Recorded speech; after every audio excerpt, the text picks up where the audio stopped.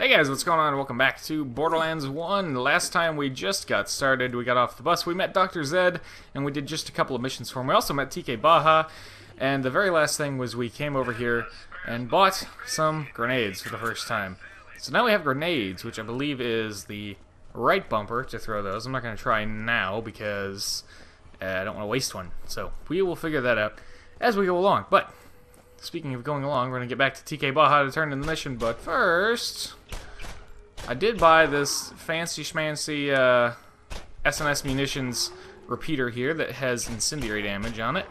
Now the way elemental damage kind of works in this game is every time you fire, there's a chance that, I'm getting lucky with these criticals, there's a chance that the environmental effect will quote-unquote proc, is the term basically. The common term. There you go. So when you see that little fire, that's when it basically actually has the effect, the desired effect, and actually goes off like it's supposed to. Like I said, the loose term for that is just procking. The way you check on what that chance is for any given weapon is you go to it in the inventory, and underneath the magazine capacity you can see what type of elemental damage it does, and the multiplier. That multiplier determines how likely it is for the elemental effect to actually proc. I think the highest is 4? Maybe 5? It's been a while since I messed with really high-level elemental guns, because this game, like with Borderlands 2, what I tend to do is I start a new character, and I play for about half the game, and then I kind of stop playing because I get distracted with some other stuff or another game. And I come back and I don't feel like just picking back up there, so I make a new character and I do it all again. So it's honestly been a while since I played the high level stuff. So I don't remember if the maximum chance is 4 or 5, but it's one of those. So now we hit level 5. Level 5 is when you get access to your action skill. Again, every character's action skill is a little bit different. I discussed those last episode. Roland here gets a turret. So this turret fires in bursts at enemies in front of the turret. It's very important that you pay attention to where you deploy this thing, because it's going to be facing the same direction that you are when you deploy it, and it can only fire in a certain arc. But it does have some shields around to the side of it that you can just barely crouch behind. They don't offer great protection, to be honest, but it's something. So we'll go ahead and use the first skill point on this, and you can see these are the skill trees. We will start going through these in a little more detail when we level up again, which will probably be at least one more time this episode. So I can go ahead and use the action skill. In fact, let's go ahead and actually, we don't need to bother with that. I was going to go over there and test it on some skags, but one of the next missions we're going to pick up is actually going to allow that, or allow us to test it out. So yes, now we are going to go take down Nine Toes himself. Also, we're going to steal his lunch. Well, his money out of his lunchbox. Check this dumpster, maybe gets, yep, more money. Wow, $53 in the dumpster as opposed to 16 in his lunchbox. I'll take it, I guess. And 43 in there. Every little bit counts in this game, especially in regards to ammo. Ammo's a big deal. I'm honestly pretty excited for getting a new shotgun. Or, well, our first shotgun, I guess. Shotguns can be pretty useful in this game. I'd say couple of the best weapons in this game are probably shotguns, depending, of course. They can all be, you know, pretty different, the way that loot is generated in this game. But generally, shotguns can be pretty good if you get a good one, if you get the right kind, you know. And some of the combat rifles can be really good as well. SMGs every once in a while, certain types of SMGs in particular. What else? Rocket launchers you would think would be really good, but they're actually kind of bad in this game. They don't work quite as you expect them to. Anyways, gonna blow this open. Woo! I heard that blast all the way over here. Bam! Time to give Nine Toes a piece of that. Woo! I'm updating your ecosystem with his location. Come and see me once you put his bits to the grinder. Alright, I am muting my phone before that goes off. I just looked over and remembered that I left the volume on. Anyways, now we're going to a new area. So this is the first time we get to go to a new area. This is what the little transitions look like. And we are going to Skag Gully, which is honestly in my opinion, a really cool area. Like, it's very simple, and you only spend a little bit of time here, but I think it's still a pretty cool area. Yes, what I was saying about rocket launchers, they don't have as much of a splash, like, blast radius as you'd expect them to. Wow, that shield is level 10. Not using that for a little while. That offers a little bit of fire resistance. That has an unusually high capacity. That has some slow recharge, slow health regen, which is nice, but we have that too already on our current shield. So that SMG we're probably going to hold on to just in case we run out of ammo for either of our other two weapons. And yeah, the game pauses. If you're playing in single player, I should say, the game pauses when you go to your inventory. Kind of like Skyrim. You just have the magical power of stopping time whenever you want. So that's pretty cool. There we go. I keep trying to like use this thing as a semi-auto, you know, like a realistic burst fire, and not as a video game burst fire where it just fires all 3 rounds no matter what. And we are about to hit level 6. I'm gonna save my turret for when I really need it, which will be in a little bit probably. We are really approaching level 6 quickly, much more so than I expected. Also, whoops. I probably should have mentioned this first, or well, not first, but last episode. If you go to your mission log and you press Y, you can get to these challenges. And these challenges, if you complete them, will give you experience. Lots and lots of experience, as you can see. Most of these challenges have different tiers, so it's the same challenge, just with different amounts of things that you need to get, but with also better rewards. So, one that we're going to try and get in a little bit here. Kill 10 enemies in succession with no more than 7 seconds between each kill.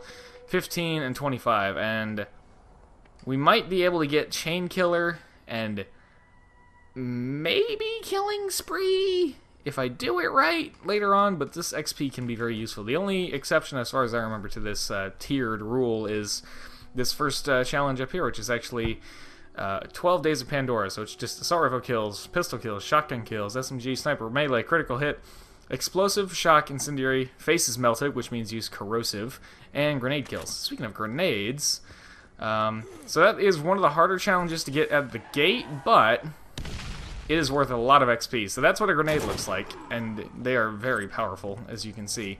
Problem is, in any first-person shooter I play, I always tend to forget that I have them. I don't know why. I just don't throw them very often. Even if I'm running around full of grenades, I just always forget to use them. Don't know why. So something critical to this mission is the gun stash here, which is, I believe it's TK's wife? Can I check that? Let's see. Yeah, his wife. So he made. Well, we got a shotgun. Well, that's cool. I'll take that. I don't think it's a very good shotgun, but I currently have 2 slots available for quick switching weapons. Yep. Okay. So I've already messed with the backpack and stuff. So we've seen that in action. This pistol here is actually a pistol that TK Baja made for his wife, the Ladyfinger. So that's pretty cool. It's not a bad pistol, but I'm just not much of a repeater pistol guy. So here's the funny thing about shotguns, right? You wouldn't expect accuracy to be an issue with shotguns, but you actually want accuracy on a shotgun, even on a shotgun, because it determines the spread of the pellets. And obviously, the tighter your spread, the more pellets hit your target, the more damage you do. So this shotgun, even at pretty close range, has a real hard time. Let's use the turret here. Has a real hard time hitting the target. So you can see the turret only faces one direction, and it has a little shield I can get behind. And just above my compass, you can see a little bar that's ticking down. That is the timer, the remaining duration of the turret. So, ooh, look at this. This looks nice. That's tempting. I mean, I'm going to grab it either way. Something about this game, too. Always grab loot even if you're not going to use it, because you can sell it, and then you get money. And with money, you can try to buy some really good guns. Speaking of guns, I think I see one back here. No, just some ammo. Alright. Heading in here. Oh, yes, I leveled up. So, skills. Basically, how you want to determine what you want to go for is look at the capstone. Like, decide what capstone you think is going to be nice. The capstone is the top, or, well, in this case, the bottom of these trees here, and they are the really good, important skills. So over here on the left, you have a guided missile, which is pretty cool. You have a supply drop, which gives you ammo and stuff. And over here, you have a kill skill. So let me explain kill skills now. You can see some of these have square shapes around the outside, and some of them have these like hexagon shapes. That's the shape, hexagon, and that means it's a kill skill, which means that it procs whenever you kill an enemy. So, yeah, very self-explanatory. So what I want to go for is kind of this line down here, the guided missile. So what I'm going to do is I'm going to look at these top two skills. Let's see, increased damage, increased bullet damage with all weapon types.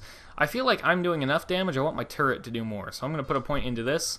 And you can put up to 5 points in any one of these skills. And when you get to 5 in one tier, right, you get to move down to the second tier. Then you put 5 points into this tier, and you can split them up. You can do 1 and 4, or 2 and 3, or 3 and 2, etc., etc.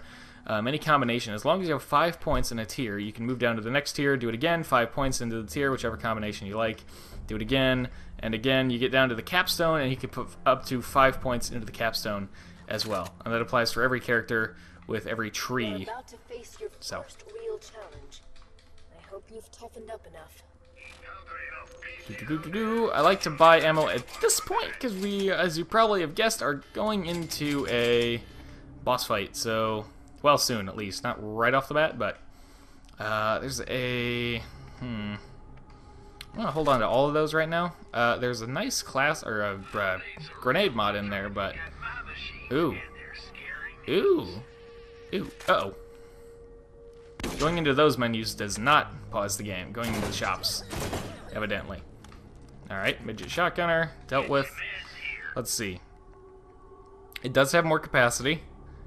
I don't have any money, apparently. Why don't I have any money? That is, wait. Yes, because I bought that repeater. Right, that's right. Whoops. I forgot I was so short on money, and I just spent money on ammo, which I probably didn't need to do. Ooh, yeah, criticals are nice. Criticals are very nice. And this combat rifle is not incredibly accurate. Oh, combat rifle proficiency increased. Let me deal with this guy, and I'll talk about that as well.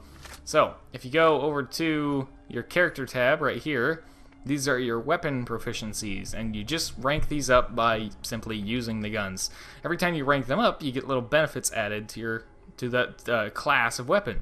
So, for combat rifle, we just got to level 1, which means now all of the combat rifles we ever use will have plus 6% reload speed, which is pretty significant when you think about it. That's a good amount of reload speed, and that's only proficiency level 1. As far as I know, those go up to 50, so you can get some pretty good stuff eventually out of those proficiencies. If you really like one class of weapon and you keep working at it, it'll be really good when you need it. So Scorpio turret is at the ready, and I gave it the damage buff with the skill, so we'll hop in here and fight the first boss.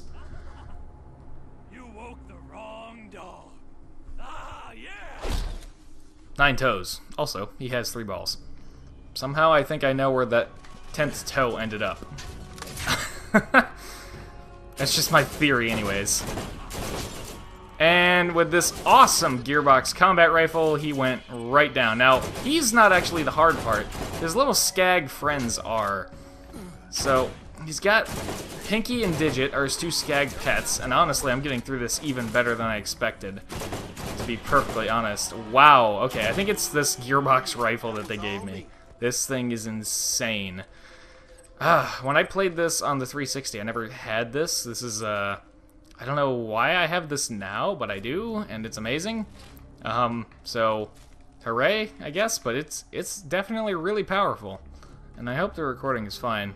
Every time, like in my peripheral vision, it looks like it's just a tiny bit behind. Wait, where is that?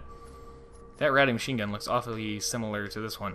So TCH-30, TCH-20. The difference is in the stock, apparently. So they're incredibly similar.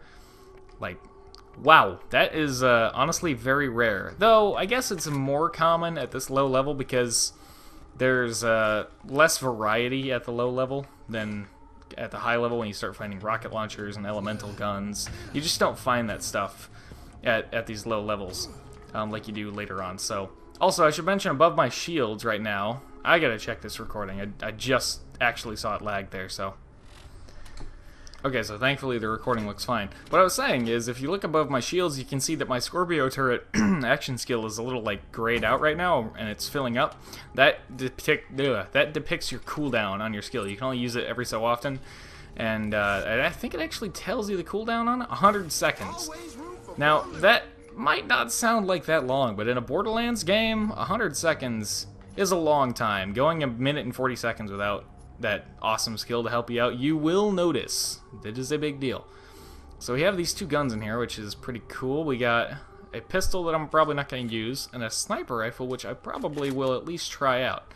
Now, this is made by Vladoff, and you can see it has a pretty high fire rate. Well, maybe you don't know that's a high fire rate. For a sniper rifle, that's a high fire rate. Not very good accuracy. I was actually left a comment reply to someone on the last video about this, how like even a 97% accurate sniper is not excellent, and this is almost not even 95, but it does fire very quickly, so that is relatively fast for a sniper rifle. I know you don't have like a baseline, you know, this is the first sniper we have, so you haven't like seen other ones yet, but trust me, that is quicker than most. At least quicker than most of the really powerful ones. So this one probably has a trade-off of damage, I'd assume. If we find another sniper, we can do a better comparison, but... So there's an SMG that doesn't look that good, and a shotgun that also looks pretty bad. So, anyways, moving on now. We have our loot in hand, and let's head on out of here. Just gotta run back through the way we came, and I don't know if any more baddies are gonna show up. Oh, also, I should also point this out. Nine Toes always drops the Clipper. It's his unique weapon. Don't drop it, might lose a toe. Well, we know what happened to the toe at least, or how he lost it. We still don't know what he did with it, but again, I have a decent guess. So, it's made by Vladoff, which I love. SNES and Vladoff are my two favorite gun manufacturers in the game, and it's actually very good. So if we go ahead and equip it, it doesn't look like much. It has really low damage, but it has a high fire rate, and it's incendiary. And it's pretty accurate. I mean, 71 for a automatic incendiary pistol is pretty good. So if I didn't have this Gearbox rifle... First step on your journey. You must listen. Who I am is not important. The first thing you must know, the vault is real. People will mislead you. They will try to use you, and you cannot be swayed in your purpose. The vault is here, and we will find it. This world is full of dangers. Steel yourself and go. I'll be watching. Yeah, as I was saying, a little bit more of a plot dump there from our guardian angel. It doesn't have a lot of damage, but it does fire very quickly and is literally spitting out fire, so it's pretty amazing. As you can see, if I didn't have that Gearbox rifle, this would probably be the thing I switched to automatically, but I still have the Gearbox rifle, which is amazing, apparently. Again, I have no idea why I have this, but I'm not complaining. It's awesome. I hear another one. Yep. There you go. Alright, so this is where we can try to get that chain killer thing. So what we're going to do is we're going to go ahead and get all of these guys to spawn. These are called Rack, the flying enemies of the game. And without shooting them, what I'm going to do is actually get over here, get the Skag to spawn. And then what we're going to do is deploy the turret facing that way. And now, here we go. Hunting season, boys. Let's tear these Rack apart. While my turret deals with a bunch of those Skags, I am going to be dealing with these Skags and the Rack. Oh, some of the Rack are bigger and have little bright lights hanging from them. Those Rack have loot, such as that feeder rack that we just got to barely see there. If you go back, you'll be able to see just a little glint of what I'm talking about with that. We got Killing Spree. I wonder if we can get Chain Killer. Oh boy, it's getting close. 1, 2, yep. There we go. You can jump those off of each other, so I can get Killing Spree and Chain Killer with the same, like, chain. I don't have to start a new chain or anything. So, let's see, where are they? Oh, they're just running around. Nope. Alright, done with that, I guess. Well, we didn't quite get Chain Killer. I think I had a little too much of a delay at one point in there. But we got Killing Spree, so that was a good little buff. In fact, I think it leveled us up. Yeah, it did. Nice. So, again, you can split these up as much as you want, these points, but I like to dump them all into one skill and really focus down on it, like so. But that's just my preference. You don't have to do the same if you don't want. So, I know a lot of people who, like, literally... I don't know why, I feel like it's kind of a weak strategy, but they go 1, 1, 1, 1, 1. And I'm like, I don't understand that much, because, first of all, you have a harder time, it takes you a lot longer to get down to these level 2 skills. Or they'll go like 2 and 3, and I'm like, but you could make one of these really, really good, and then go down to the tier and the next tier and make something else really, really good. I don't know, I just feel like focusing on one skill at a time is really good, so, yeah, it's just me. Hyperion is very accurate. Doll, I'm still not sure exactly what their gimmick is in this game, but I'll take these grenades, though. Whoopsies. If you, that was almost bad. If you hold the button when you're picking up loot, yeah, inventory's full, so I'd have to go in and drop some stuff, but not worried about that right now. If you hold the button when you're grabbing a gun or a shield or anything you can actually equip, it'll just equip that. Also, there is fall damage in this game, but it's not very severe. It's not real tough, like, I don't know, James Cameron's Avatar. Just got done with that Let's Play, and if you watch that, you know what happened a couple of times in that. Hey, oh, also, another thing about the Clipper. Since it has this blade on it, it actually has a melee buff. So that's a Clipper melee. Let me try to do a normal melee. Well, it's hard to see. You can maybe go back and look at the damage numbers that I was doing, but basically, yes, weapons with actual blades on them, such as this, do more melee damage, which is cool. Not the most insanely useful thing, but still nice. So now that we've killed 9 toes, we can head back to TK Baja. I think we're about to actually start getting our first side missions as well, that are not directly related to the story. So let's go ahead and do that. I'm gonna go all the way back to TK though, which thankfully is not super far, because this is not a huge area, but yeah. Have these skags respawned over here? Not those ones. I wonder if those ones have. Yep, these ones have. Let's put a grenade down there. I got one with the grenade as it came out of its little hole. There we go. And where are you? There you are. One more? Can I get one more? No? Alright. I just like to get XP. I mean, they're right here. They're not, like, out of the way that much. So, XP is a very, very, very good thing in this game. You want all of it that you can get. And I have a rule when I play Borderlands, side missions first, then the story mission. So that means Hey, newcomer. I've been looking for you. we're going to turn this in. And we're going to return to Zed. I guess then when the side missions will come up? I know in just a second. But, I guess just not yet. I'm slightly misremembering when they come up. Not a big deal. Are those bandits over there? If they are, I will happily try out that new sniper rifle that we got. There are usually some bandits that come out of there. I'll shoot over there and see if anyone gets mad. No? Yeah, maybe after we talk to Zed, they will have showed up for us. I don't know about you guys, but I like the music in this game. We haven't, I mean, it's only the second episode, but I do like the music in this game. It's pretty nice. I like the art style too. Oh, looks like those bandits have finally spawned over there, but we're over here with Zed now, so. Hey, he gave us a grenade mod. And job hunting. Gotta check the bounty board. Ah, grenade mods. Can drastically change how your grenades behave. Be on the lookout for new grenade mods that grant your grenades with different abilities or attributes. So, the Merv grenade basically turns into a whole bunch of little tiny grenades when it blows up. Also, they increase your grenade damage. Equip that, and you'll find that your booty grenades are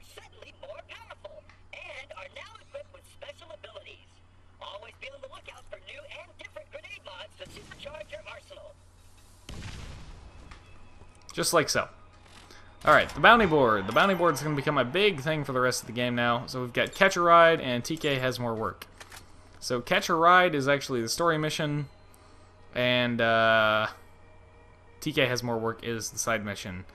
So now that we have multiple missions to select from at a time, we can only have one active that is tracking with the waypoint. So we're going to do TK has more work first. Oh, well, here's Scooter talking about Catch a Ride.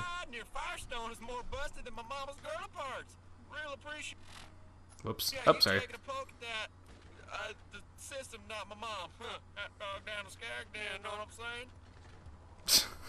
Okay. So I guess now is a good time to try out that sniper rifle that we got. Where'd it go? Where'd it go? Where'd it go? There it is. I wasn't looking at the text. I was looking at the pictures of the guns. So let's try this out.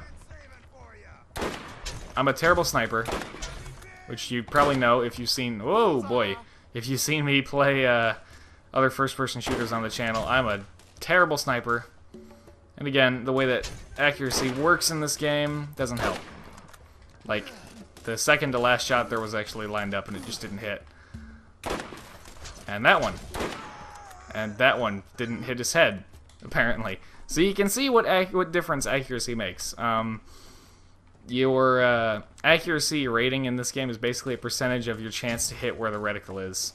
So getting lucky is all pretty much the name of the game in regards to accuracy.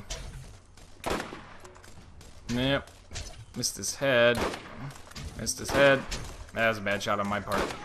There we go. Did he drop 2 guns? No, just 1. That is kind of bad, so we're going to ignore it. Let's go talk to TK Baja.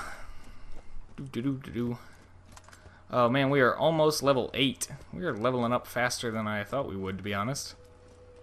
Oh, recording. Don't be laggy now. Now we'll check on it one more time. Alright, looks fine. So, let's talk to TK Baja. Turn this in. Hey, I leveled up. Nice. And we have 2 missions from TK Baja. Thankfully, both are in Skag Gully. So, TK's Life and Limb, and By the Seeds of Your Pants. So, we're going to put our extra point into Sentry again, and then head over to Skag Gully. Oh, hey, that Skag has respawned. Oh, well, the group of Skags. Oh, wow! That one exploded. And that one. Let's keep this up. Of course not. That was a bad shot on my part. That wasn't even the gun. That kind of was, too. Also my fault. There's that rate of fire coming into play. I'm telling you, 1.1 rate of fire doesn't sound like much, especially not compared to, like, 10 on this thing. But for sniper rifles, that's a lot. Unfortunately, again, accuracy is kind of the cost of that. And no scoping is not easy when the accuracy works the way it does in this game. But meh. Let's see. Oh, hello. And goodbye. This thing is very, very powerful in terms of damage per shot. But that's why I love it. This old Gearbox rifle that I don't know why I have. I definitely never used to have it when I was playing the game on the 360, like when I got it, and even for a very, very, very long time after I got it. In fact, I never remember getting those on any playthrough of my 360 version of the game at all. I'm playing it on the Xbox One right now, but still the 360 version. So we're going to do TK's Life and Limb first, because it's a little easier, it's lower level. So first, bandit data recorder here. Oh wait, no, this is another mission entirely. Let's go ahead and grab this.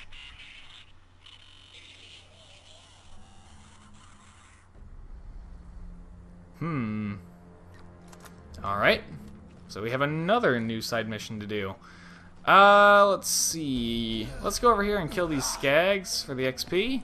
And then I think we'll go ahead and end the episode off before it gets too long.